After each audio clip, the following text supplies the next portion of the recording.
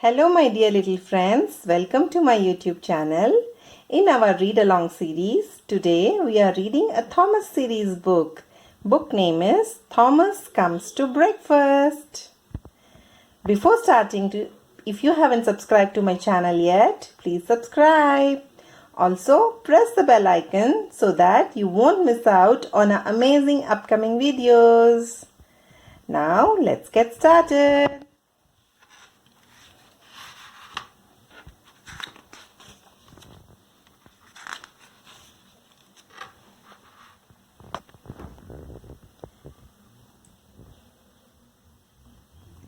Thomas the Tank Engine has worked his branch line for many years.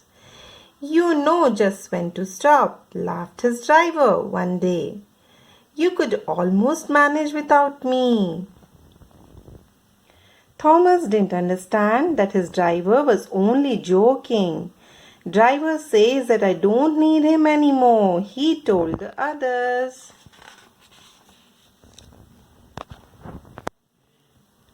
Don't be so silly, said Percy.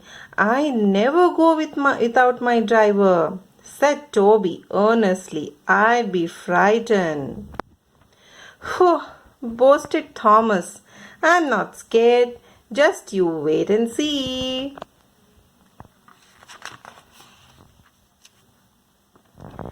It was dark in the morning when the firelighter came to light the engines.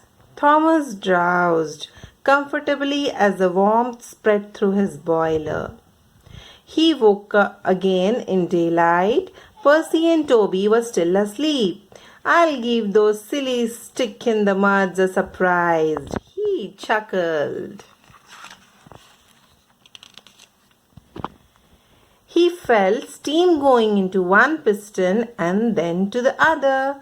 I'm moving, he whispered. I'll creep outside and stop. Then I'll wish loudly to make them jump. Thomas thought he was clever, but really he was only moving because of a careless cleaner had meddled with his controls. He tried to wish, but he couldn't. He tried to stop, but he couldn't. He just kept rolling along. Never mind, the buffers will stop me, he thought hopefully. But that siding had no buffers. The rails ended at the road. Thomas' wheels left the rails and crunched the tarmac ahead of him. Was a hedge, a garden gate, and the station master's house. The station master and his family were having breakfast. It was their favorite one of bacons and eggs. Oh, horrors, explained Thomas as he shut his eyes and plunged through the hedge. There was a crash. The house rocked and plaster peeped the plates. Thomas peered through the broken window. He couldn't speak. See all the family members, they were eating and they suddenly got frightened because of this accident. The station master strode outside. He shut off the steam and surveyed his wrecked garden. His wife picked up the plates. You miserable engine, she scolded. Just look at our breakfast covered in plaster. Now I shall have to cook some more. She banged the door behind her. She was very angry. Both the station master is also very angry. They finished their breakfast in the kitchen and left Thomas sulking on his own. More and more plaster fell. Thomas wanted to sneeze, but he didn't care in case the house fell on top of him. No one came near him for a very long time.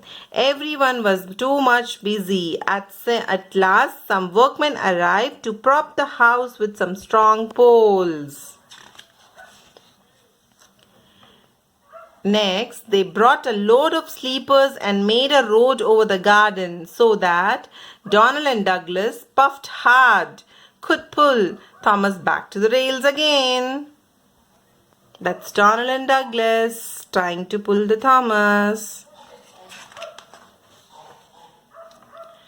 Thomas looked so comic, said that the twins laughed. Goodbye, Thomas, they chuckled. Don't forget your driver next time. His driver and fireman began to tidy him up. You are a perfect disgrace, they told him. We are ashamed of you. And so am I, said a voice behind them. You're a very naughty engine, the fat controller continued. Yes, sir, I'm sorry, sir, faltered Thomas. You must go to the works to be mended, but they have no time for you now. Percy will take you to a siding where you can wait till they are ready. Fat controller is very angry. Next day, a diesel rail car came to the station. That's Daisy, said the fat controller. She's come to do your work. Diddles never run off to the breakfast in station masters' houses. And he walked sternly away. Thomas didn't enjoy his time at the works. It's nice to feel mended again, he said afterwards. But they took so many of my old parts away and put new ones in that I'm not sure whether I'm really me or another engine.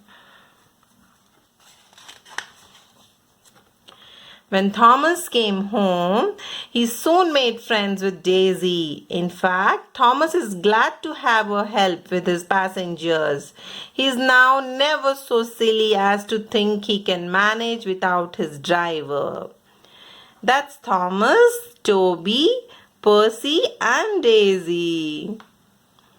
So friends, we all should be very careful and we should listen to our elders. We should not do things on our own which are not meant for us.